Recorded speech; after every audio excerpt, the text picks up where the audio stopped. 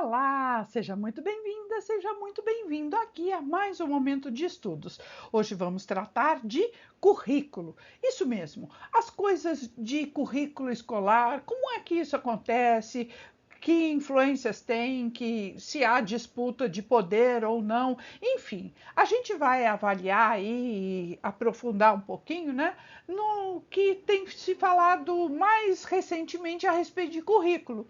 E se a gente parar para pensar nesses estudos contemporâneos, né, nessa visão contemporânea de currículo, o que o currículo deve? Ele deve principalmente estar relacionado a essas questões de poder, né, de identificar aí disputas, enfim, isso vai caracterizar também o eixo educacional, né, a escola como um espaço político, um espaço de disputa. O currículo também a gente tem que ter bastante clareza que ele não representa ou atividade ou mesmo intencionalidade que sejam neutras. Então, o currículo não admite neutralidade, especialmente naquilo que se refere à formação das pessoas, né? Formação dos estudantes, mas igualmente ele não é neutro em relação às informações. Então a gente tem que estar aí bem atento em relação a essas questões, né? Que são extremamente atuais. Outro aspecto extremamente importante do currículo que a gente precisa ressaltar é que ele vai produzir aí muito significado, ele vai produzir sentido e ele vai impactar, porque ele tem uma intencionalidade, ele tem uma querência, e isso tudo vai ser materializado no dia a dia na sala de aula. Vamos lá aprofundar um pouco mais isso, resolver a questão, ver como é que essas coisas caem nas provas. Bora lá comigo. Bom, uma das coisas mais importantes que a gente tem que falar, vamos até marcar aqui, né, para você não se esquecer e gravar aí, fazer suas anotações, é que o currículo vai muito além daquilo que a escola vai ensinar, daquilo que a escola deve ensinar. Então, o currículo é muito mais do que a escola ensina. O que significa isso?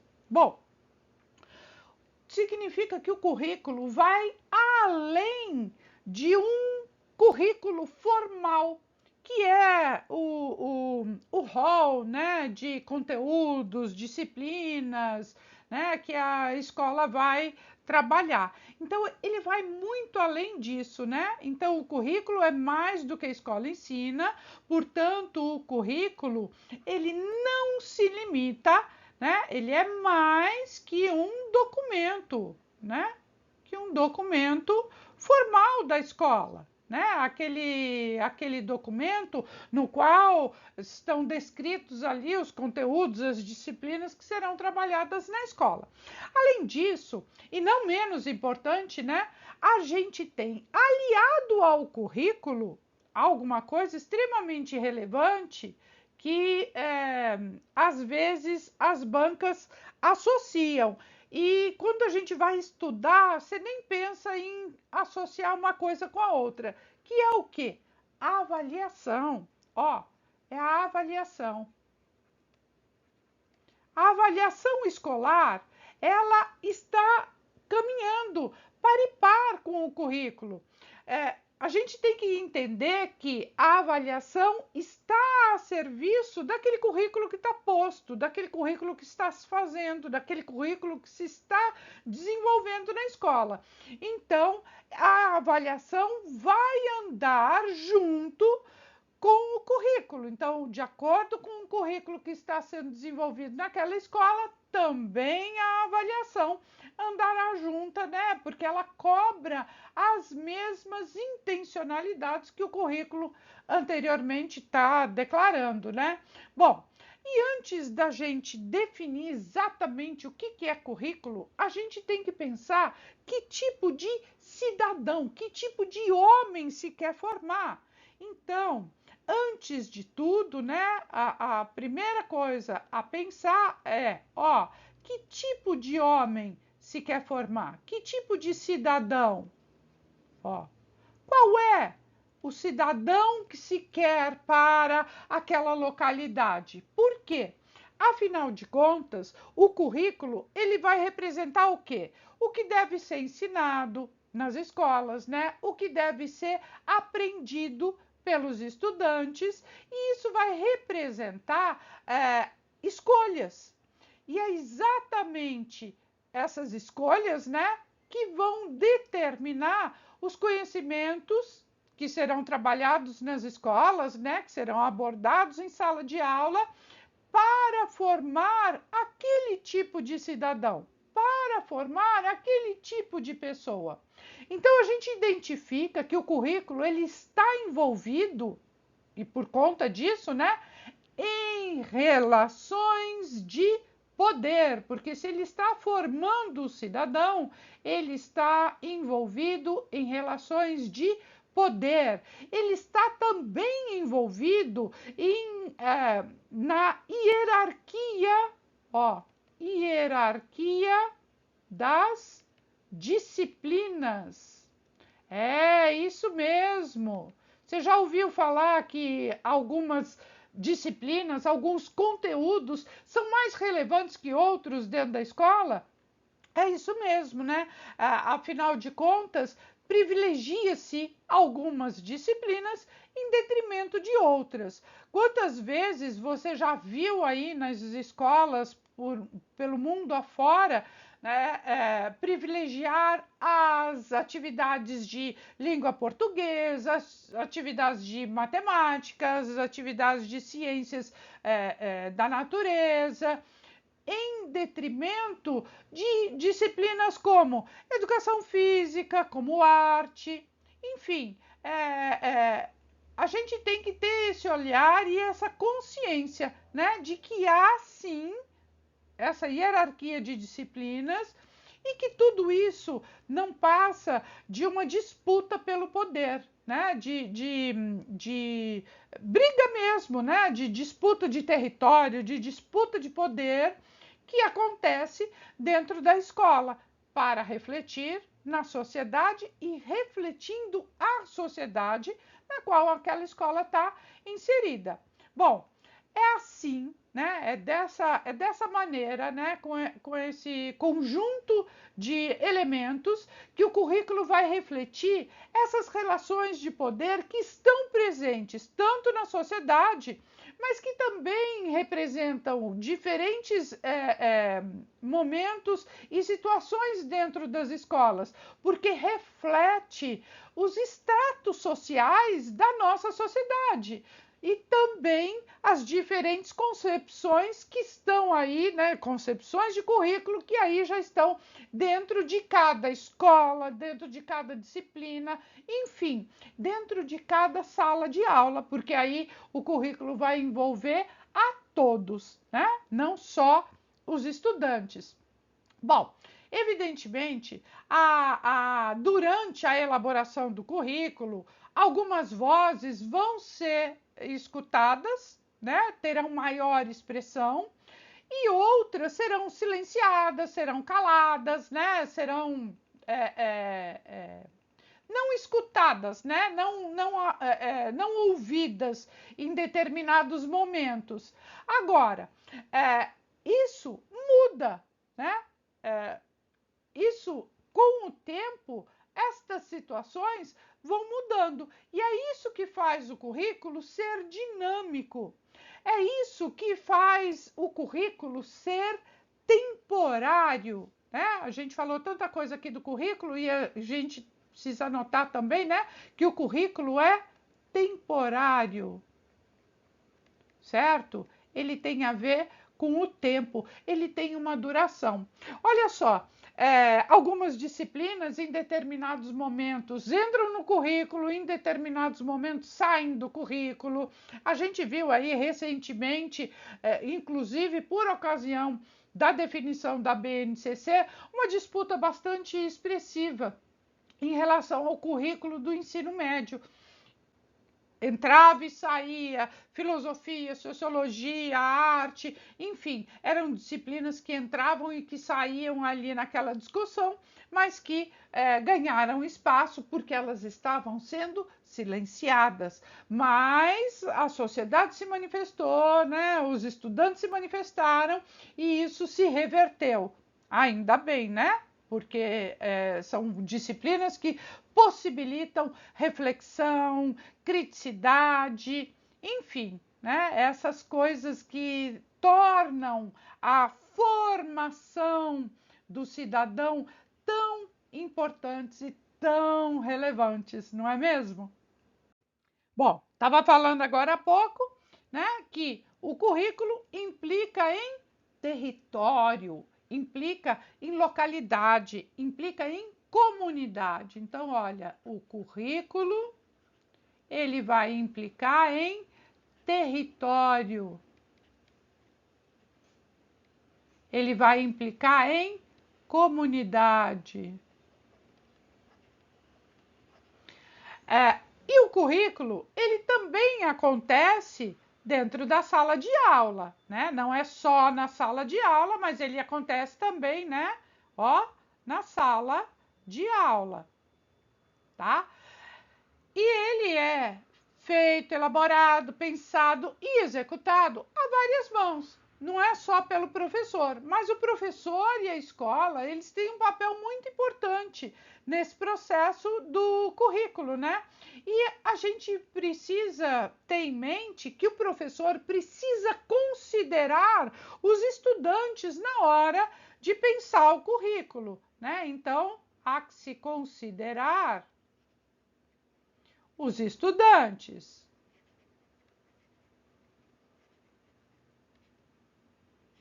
tá? Porque eles pertencem a um determinado território, a uma determinada comunidade, né? Aquilo que acontece no currículo, né? Não está aí no mundo só para garantir espaço que a escola e o professor tenham possibilidades de escolha, né? Que eles possam fazer escolha. Mas o currículo está aí no mundo principalmente também para levar em consideração o território e a comunidade no qual aquela escola está inserida, na qual aqueles estudantes estão inseridos.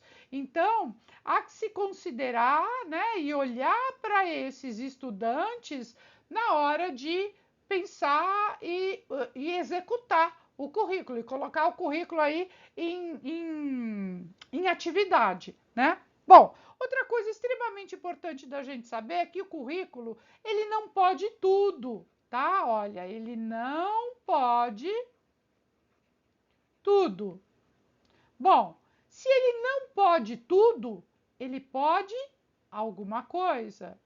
Ele pode algo, né? E se ele pode algo, né? Afinal de contas, esse tudo, né? Ele não vai poder mesmo, porque seria humanamente impossível, né? Cobrar aí um currículo, ou mesmo da escola, a solução, por exemplo, para as desigualdades sociais, né? Até porque há desigualdades que vão além dos muros da escola, né? Há desigualdades sociais intrínsecas na nossa sociedade. Agora, se ele não pode tudo, e a gente já sabe, né? Ele pode algumas coisas. Ele pode alguns caminhos, né? São algumas oportunidades pelas quais a escola vai ali fazer o seu papel em relação a essas desigualdades. Então, ele não pode tudo, mas ele é um caminho, é uma possibilidade, tá? Ó, ele é um caminho, ele é uma possibilidade para se superar aí essas desigualdades.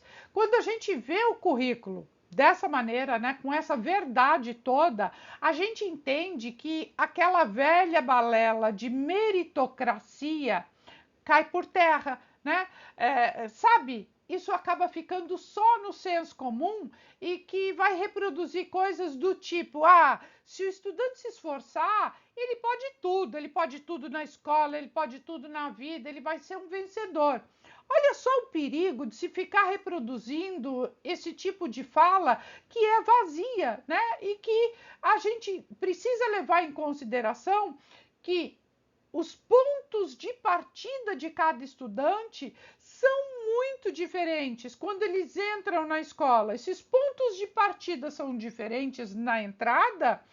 A escola cabe tentar minimizar essa diferença e, ao longo da permanência da escola, tentar diminuir essa diferença na saída. É isso que se propõe um currículo que tente superar as desigualdades, minimizar as desigualdades. Dar conta da desigualdade não vai dar, mas pelo menos minimizar. Por fim, o que a gente tem que entender ainda do currículo, né, que é extremamente cobrado pelas bancas, né, que é a questão do currículo oculto. E o currículo oculto, sabe me dizer o que é? Currículo oculto, a gente tem que ter uma clareza muito grande. É tudo aquilo que acontece na escola, é tudo aquilo que vai ser vivenciado dentro da escola, mas que não está registrado e que não passa pela avaliação formal. Ou seja, é uma fala, é um discurso, algo trabalhado em determinada disciplina, é uma conduta, é trabalhar aí habilidades, atitudes, comportamentos que não serão objeto de avaliação formal, mas que estão ali presentes no dia a dia das escolas. Tudo bem? Bora lá resolver a questão e ver como é que isso é cobrado pelas bancas? Vem comigo! Olha aí nossa primeira questão, 2022, Banca FEPESE, Prefeitura de Biguaçu, lá em Santa Catarina, especialista em assuntos educacionais. Aham! Olá, identifique abaixo as afirmativas verdadeiras e as falsas em relação às diferentes definições de currículo. A gente já viu, né? Acabamos de ver aí quantos aspectos diferentes tem o currículo, né? Então, olha lá. Currículo oculto. Ah, essa aqui você vai gabaritar, hein? Ó, currículo oculto é constituído pelos conhecimentos ausentes, tanto nas propostas curriculares como das práticas de sala de aula. Currículo formal abrange todas as atividades e conteúdos planejados para serem trabalhados na sala de aula. Currículo em ação ou currículo real são todos os tipos de aprendizagem que os estudantes realizam como consequência de estarem escolarizados. É a consequência de viver uma experiência num ambiente que impõe todo um sistema de comportamento, valores e não somente de conteúdos, de conhecimentos a assimilar. E última frase, conteúdo vazio, né, vazio ou nulo, que tem sido utilizado, significando conjunto de normas e valores implícitos nas atividades escolares, porém não mencionados pelos professores ou não intencionalmente buscado por eles. São aprendizagens não intencionais presentes no ambiente escolar. Vou dar aí uns minutinhos para você pensar aí a alternativa correta e a gente já volta com a resposta.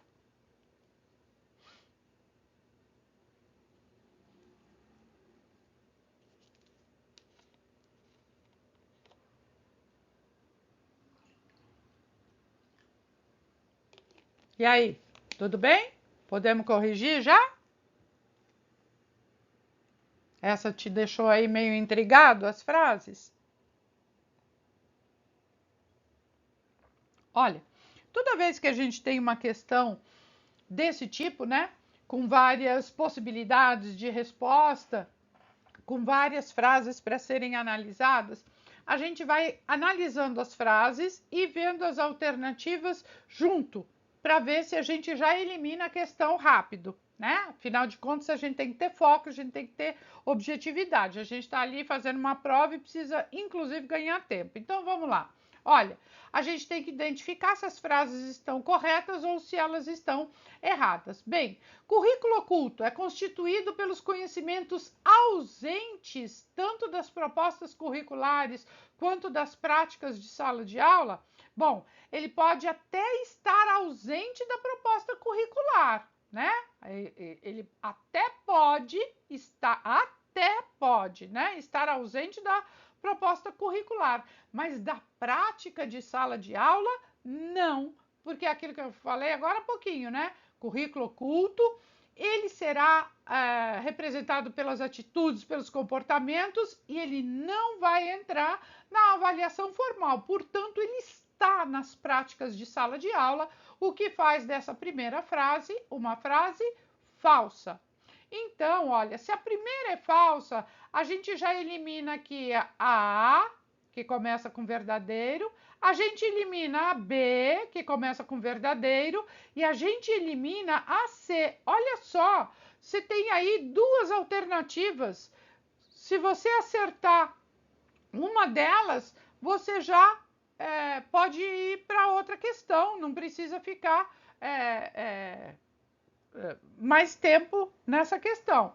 Olha só, e o que vai diferir aqui? Olha, é a última e a segunda. Então, a segunda frase e a última são determinantes, o que significa que eu não preciso ler esta frase aqui, né, a terceira, para saber que ela é verdadeira, porque olha, aqui ela é verdadeira e aqui ela é verdadeira, certo? Então, eu não preciso nem ler, eu já sei que ela é verdadeira, tá? Então, vamos passar ela só para ver se é realmente, ó.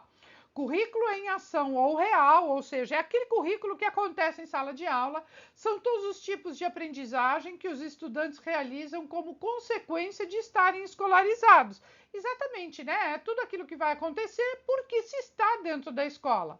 É a consequência de viver uma experiência num ambiente que propõe e impõe todo um sistema de comportamentos, né, valores e não somente conteúdos de conhecimento a assimilar, que é aquilo que a gente viu agora há pouco, né? O currículo, ele vai perpassar também atitudes, ele vai perpassar comportamentos, procedimentos. Então, o currículo aí vai abarcar o currículo real, o currículo em ação, ele abarca todas essas questões. Então, essa frase realmente está correta. Agora, o nosso impasse aí é a segunda e a última frases, né? Porque uma alternativa coloca como falso e a outra como verdadeiro. Então, vamos lá. Olha, currículo formal, né? Ele abrange todas as atividades e conteúdos planejados para serem trabalhados em sala de aula. Perfeito, é isso mesmo, né? Então, isso aqui já faz da questão, né, dessa frase verdadeira, né? E o currículo formal, ele sim vai abarcar as atividades, ele vai abarcar os conteúdos, tudo aquilo que vai ser planejado, pensado e executado, né? Trabalhado, posto em ação, aonde? Na sala de aula, né? É tudo aquilo que será realmente planejado e pensado. Então, já sabemos que a nossa alternativa correta é a alternativa D, e aí você já poderia partir para outra questão, tá? Sem precisar ler até o final, mas aqui nós vamos dar uma olhada para ver se realmente a última é falsa ou não. Ó, currículo vazio ou nulo tem sido utilizado, ó, significando o conjunto de normas e valores implícitos nas atividades escolares, porém não mencionados pelos professores ou não intencionalmente buscado por eles. São aprendizagens não intencionais presentes no ambiente escolar. Quer dizer, colocou aqui como vazio ou nulo palavras que não querem ter nenhum significado com currículo. Por quê? Não é vazio e nulo, mas aqui estaria se referindo ao currículo oculto, né? Que, afinal de contas, ele entra, e não é que ele é utilizado, às vezes sim, com muita intencionalidade, às vezes não, mas ele representa aí algumas normas, ele representa valores, ele representa atitudes, procedimentos, olha, atividades escolares. Muitas vezes não são declarados pelos professores, não são buscados com uma intencionalidade, né? Enfim, ele está ali presente no ambiente escolar. Portanto, esta frase está incorreta, porque não se trata de um currículo vazio, muito menos de um currículo nulo. E, portanto, você gabaritou aqui comigo na alternativa D. Vamos lá fazer mais questões? Segunda questão, 2019, Banco IBAD, Secretaria de Educação do Acre, professor de língua inglesa. Ó, o currículo da escola, quando objetiva o desenvolvimento de habilidades e competências, habilidades e competências, isso aqui tem um nome, hein? Ó, BNCC, né? Ó, no educando privilegia estratégias de aprendizagem que estabeleçam a relação dos conteúdos com o saber fazer na prática, né? Então, tá pensando aí conteúdos e saber fazer, dos alunos com os saberes dos professores, né? Então tá pensando aí estudantes com os conhecimentos dos professores. C, do aluno com o conteúdo de ensino. D, da teoria com as modalidades de avaliação. E E, de autoridade do professor para com os alunos. E aí, o que você acha? Essa tá fácil, hein?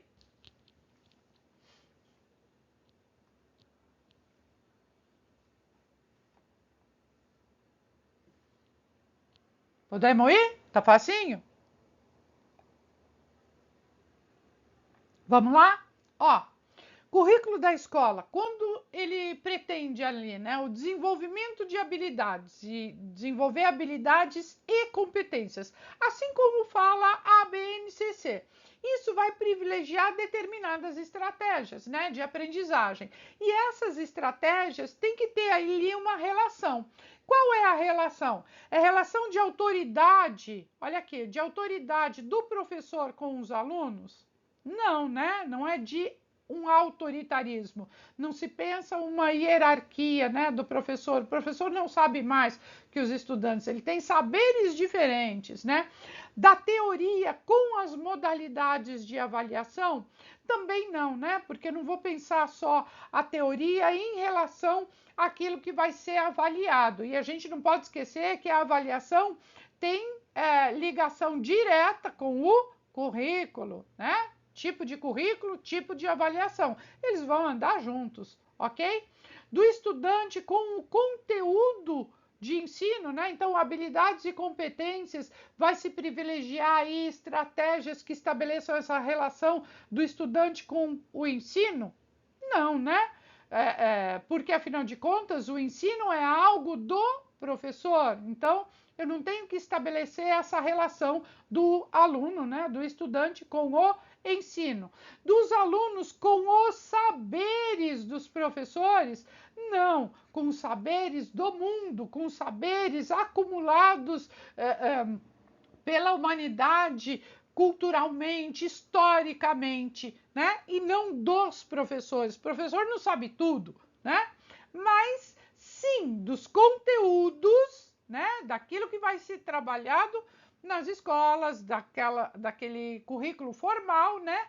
Com o saber fazer na prática. Então, habilidades e competências é o conhecimento teórico e a prática. É isso que vai andar junto e que propõe aí a BNCC. O que faz a nossa alternativa, e que eu tenho certeza que você gabaritou aqui comigo, foi a alternativa A, de tá dando tudo certo e vamos lá resolver mais. Bom, nessa questão eu vou ficar de fora porque ela toma aí quase toda a tela. Tudo bem? Ó, vamos lá, mas eu tô por aqui, viu? Tô vendo vocês. Ó, questão 3, 2022, FUVEST, uma prova aplicada pela USP para professor de educação física. De acordo com o coletivo de autores, né, quer dizer, vários autores de 2012, a educação física é compreendida como uma disciplina, ó, do currículo, cujo objeto de estudo é a expressão corporal como linguagem. Até aqui, beleza. Aliás, não é à toa que a educação física é conteúdo escolar, é disciplina escolar na área de linguagens, tá?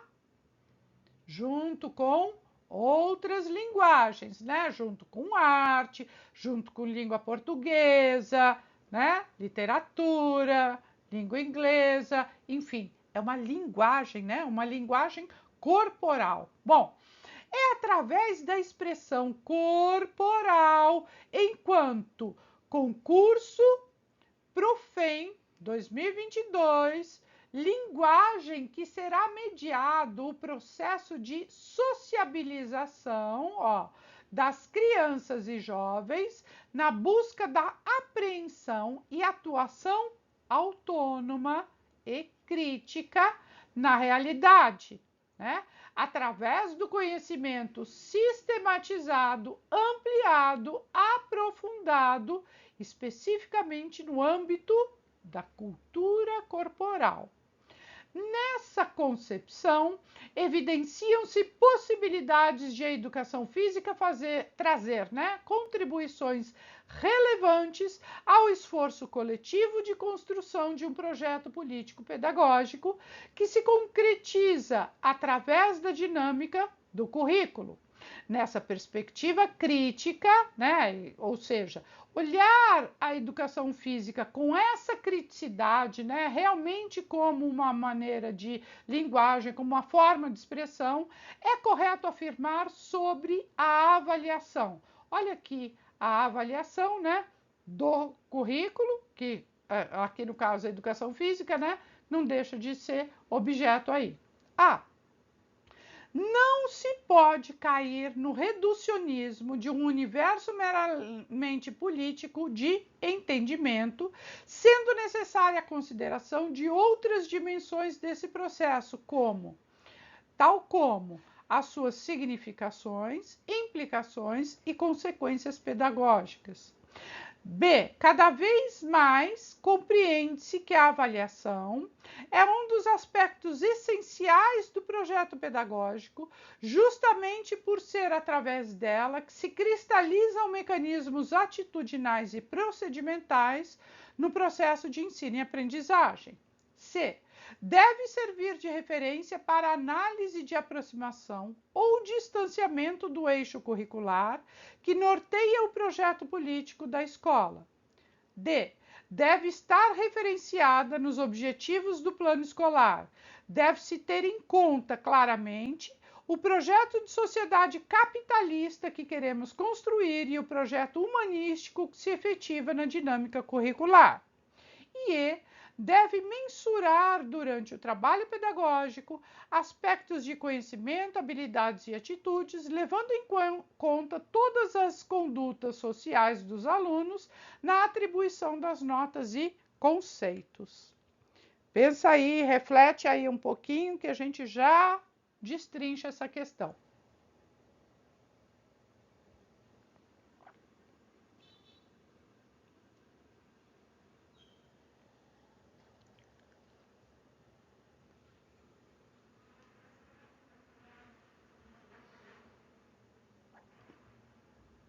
E aí?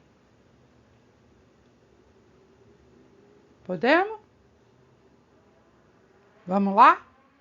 Olha só, vou pegar até aqui uma outra ponteira. Olha, então fala aqui, né? De acordo com alguns autores, está tratando ali a educação física como uma disciplina do currículo, né? Ela é uma expressão de linguagem, né? Linguagem que será mediada no processo de socialização das crianças e jovens em busca de uma atuação, né, autônoma, né? Crianças e jovens autônomos, críticos, né? De acordo com a realidade, através de um conhecimento sistematizado, né, alargado, aprofundado, especialmente na cultura corporal, né? Então é trazer a educação física enquanto linguagem, enquanto cultura corporal para um estudante de uma forma contribua, né, para a formação da autonomia dele, da criticidade, da reflexão, tá? Bom, então nessa perspectiva crítica é correto afirmar que a avaliação, como é que vai ficar a avaliação de acordo com esse pensamento da área de educação física? Olha, não se pode cair no reducionismo de um universo meramente político de entendimento, sendo necessária a consideração de outras dimensões desse processo, tal como com suas significações, implicações e consequências pedagógicas. Ora, realmente a gente não pode cair num reducionismo, né? Mas a gente não pode só enxergar significações e implicações de consequências pedagógicas. Então, calma aí que certamente haverá uma alternativa que seja mais completa, né? Para a gente pensar a avaliação da educação física. Mas, de qualquer maneira, vamos deixar aqui um ponto de interrogação, né? A gente está refletindo. Bom, B, cada vez mais compreende-se que a avaliação é um dos aspectos essenciais do projeto político-pedagógico, né? Do projeto pedagógico, justamente por ser através dela que se cristalizam mecanismos atitudinais e procedimentais do processo de ensino e aprendizagem. Bom, aqui não resta dúvida nenhuma que isso aqui não pode ser a nossa alternativa, porque a avaliação não é um dos aspectos essenciais. Ela é importante, é bastante importante, mas ela não é essencial do projeto político-pedagógico. Ela tem que estar no projeto político-pedagógico, mas ela não é essencial. Olha, justamente por ser através dela que se cristalizam mecanismos atitudinais e procedimentais, não é através da avaliação, né? Então, olha só, não é pela avaliação que se vai estabelecer aí atitudes e procedimentos num processo de ensino e aprendizagem. Atitudes e procedimentos é através do currículo oculto e não de procedimentos avaliativos, ok? C. Deve servir de referência para a análise da aproximação ou distanciamento do eixo curricular que norteia o projeto político-pedagógico da escola. Olha só, ele tem que servir de referência, né, para a análise de aproximação ou distanciamento do que? Do eixo curricular que vai nortear o projeto político pedagógico. Portanto, esta alternativa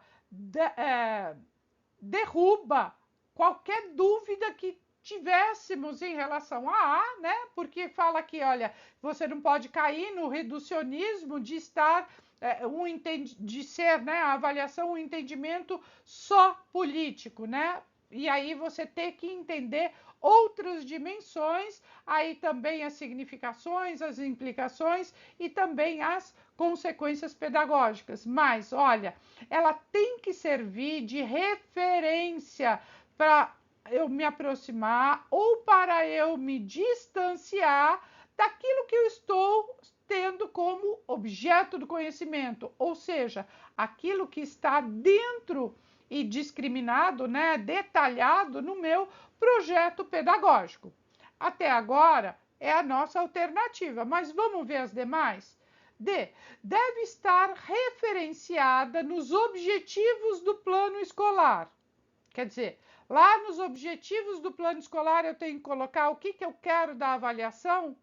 Não, não é no objetivo do plano escolar. No objetivo do plano escolar eu não coloco o que eu pretendo de avaliação, mas eu coloco o que se pretende com aquela disciplina, o que se pretende com aquele trabalho, com aquele objeto que se vai trabalhar, e não da avaliação, tá? Deve-se ter em conta claramente que o projeto de sociedade capitalista que se quer construir, quer dizer, nós queremos mesmo uma sociedade capitalista? A gente nem sabe, né? A gente tem que primeiro pensar no homem, que tipo de ser humano, não necessariamente numa sociedade capitalista, né? Construir, e o projeto humanístico que se efetiva na dinâmica curricular, calma, né?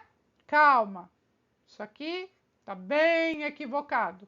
E deve mensurar, quer dizer, a avaliação está aí para contar, quantificar, durante o trabalho pedagógico, aspectos do conhecimento, habilidades e atitudes, levando em conta as condutas sociais. Quer dizer, eu vou levar em conta, as atitudes, né? A conduta é o procedimento, é a atitude social do aluno.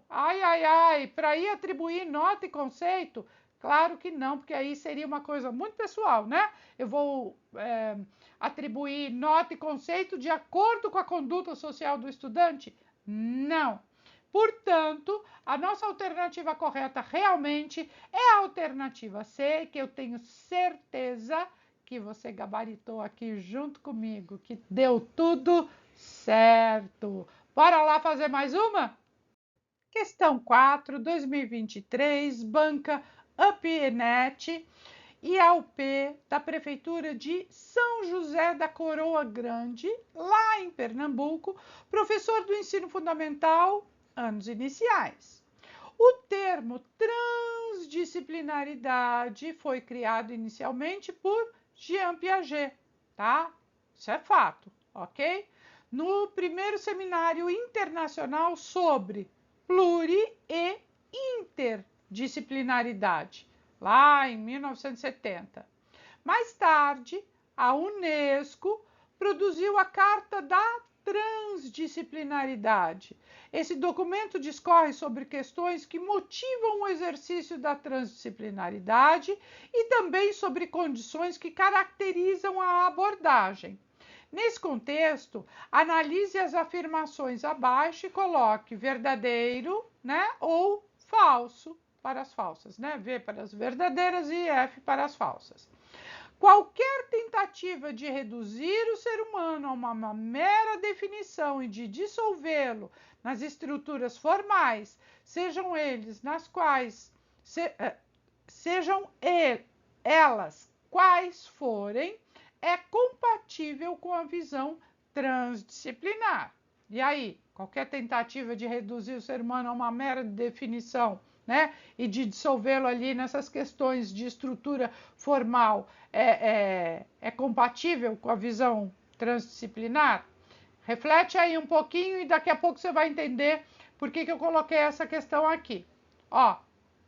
A transdisciplinaridade procura o domínio sobre as várias outras disciplinas e a abertura de todas aquilo que atravessa e as ultrapassa. Outra frase. O reconhecimento da existência de diferentes níveis de realidade, regidos por lógicas diferentes, é inerente à atitude transdisciplinar. Outra frase. A transdisciplinaridade é complementar à aproximação disciplinar. Faz emergir da confrontação das disciplinas dados novos que as articulam entre si. Oferece-nos uma nova visão da natureza e da realidade. A transdisciplinaridade conduz a uma atitude aberta com respeito aos mitos, às religiões e àqueles que os respeitam em espírito transdisciplinar. Assinale a alternativa que indica a sequência correta, né, entre verdadeiros e falsas. te dar aí uns minutinhos para você pensar e a gente já resolve isso.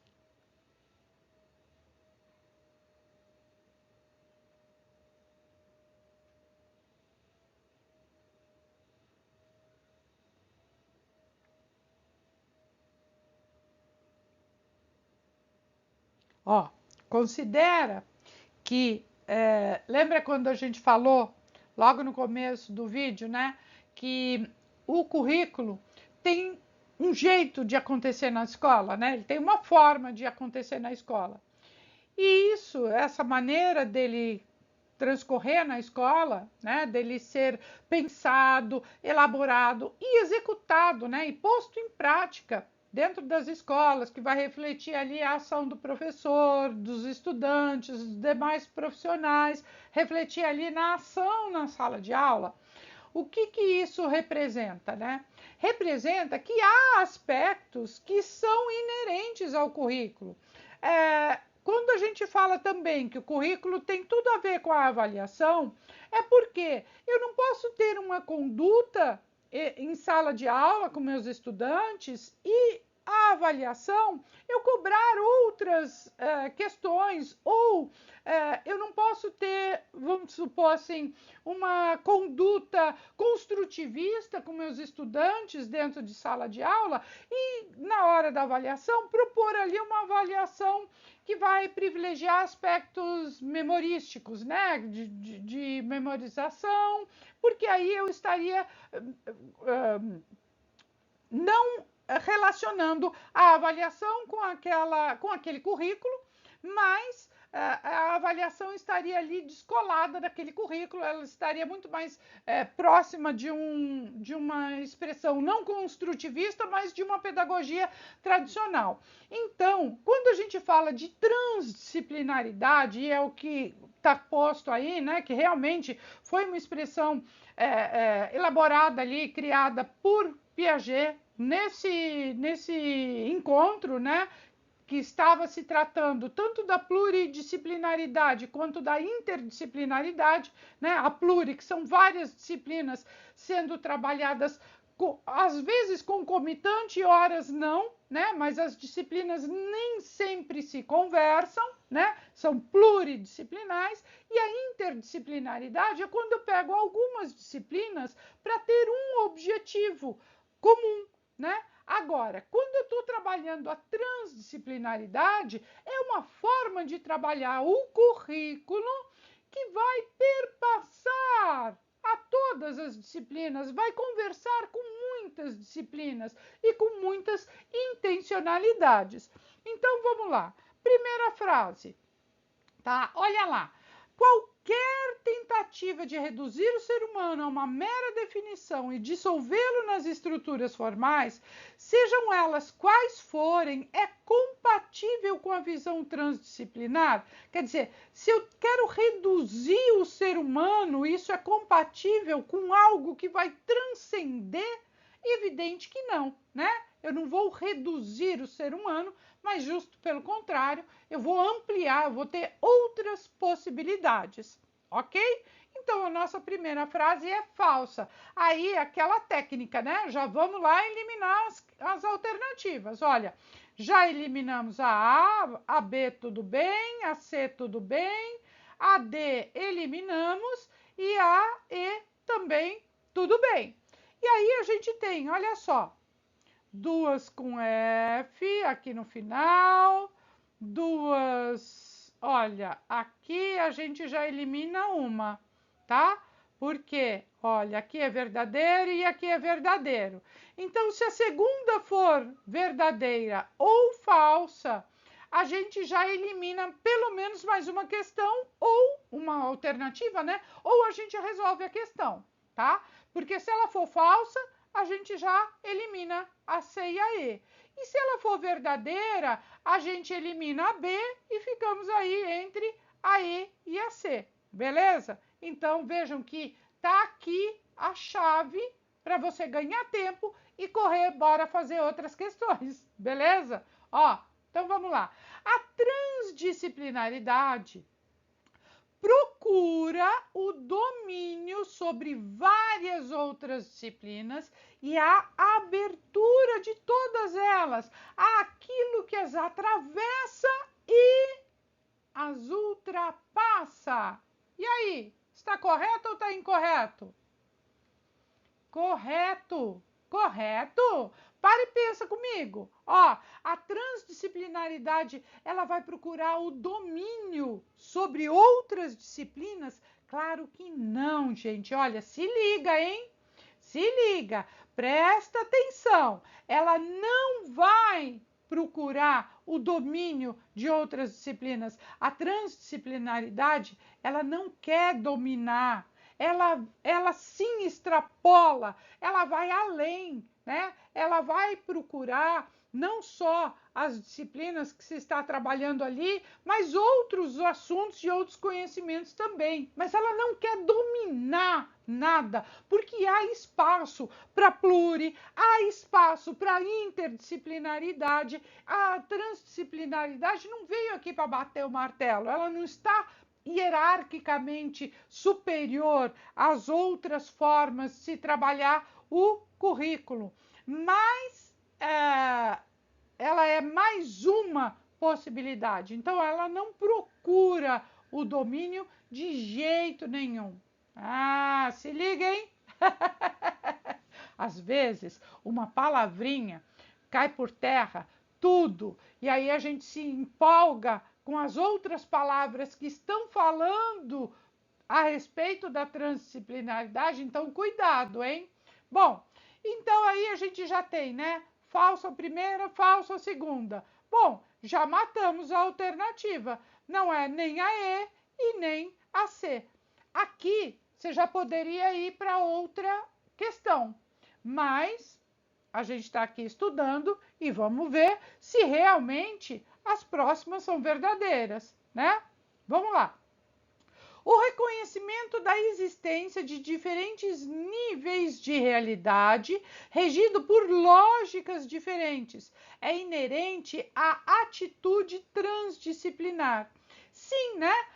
Isso está correto, então é verdadeiro. Sim, quando a gente fala em transdisciplinaridade, a gente está falando que você vai reconhecer que há níveis de realidade, há aspectos diferentes, há possibilidades outras. A gente está perpassando aí vários conhecimentos, objetos de ensino, objetos de curiosidade, enfim.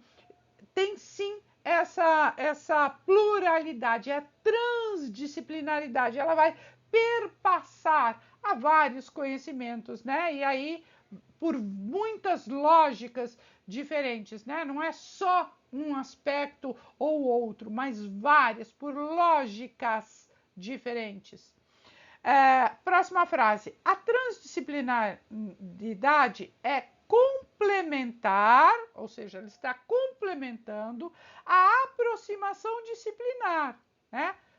Até porque o conteúdo, muitas vezes na escola, é disciplinar, né? Tem o professor de língua portuguesa, tem o professor de matemática, né? Então, olha, ela se aproxima, ela é complementar, né? Ela se aproxima, ela é complementar a disciplinar. Ela faz emergir aí dessa confrontação das disciplinas, né? Novas possibilidades que se articulam entre si, oferecendo-nos nova visão da natureza e da realidade. O que está correto, que é isso mesmo, né? Porque ela vai além da disciplina, ela contribui para os saberes disciplinares e ela perpassa a eles. Então, ela amplia sim, isso está correto. É uma maneira de eu trabalhar o currículo, não só disciplinarmente, mas contribuindo aí por uma visão alargada, né? Confrontando as disciplinas, trabalhando com diferentes disciplinas. E última frase, a transdisciplinaridade conduz a uma atitude aberta com respeito aos mitos, às religiões e aqueles que respeitam um espírito transdisciplinar. Bom, se está aberta aos mitos, está aberta às religiões, né? E àqueles que respeitam esta maneira de encarar a vida, sim, também, né? Porque é transdisciplinar, eu vou percorrer aí várias disciplinas, vários saberes, inclusive aqueles ligados a mitos, a mitologia grega, mitologia romana, também há aspectos de religião sem proselitismo. A gente não está falando de uma religião ou de outra, né? E aquelas pessoas que também respeitam esta maneira de encarar o currículo, que é uma maneira pluri, né? Que é uma maneira trans, que é uma maneira que vai percorrer e perpassar aí, vai transcender, vamos dizer assim, né? Aos conhecimentos e não vai ficar restrito, não vai restringir. Portanto, o nosso gabarito, né? Correto para fechar aqui o nosso estudo de hoje é a alternativa B. Não esquece de colocar aqui nos comentários o assunto que você quer ver tratado aqui no canal para a gente abordar e atender aí as suas necessidades e os seus momentos de estudo. Tudo bem? Não esquece de deixar o like. O vídeo foi feito com especial carinho e cuidado para você. Aproveite bastante. Beijo grande e até o próximo vídeo.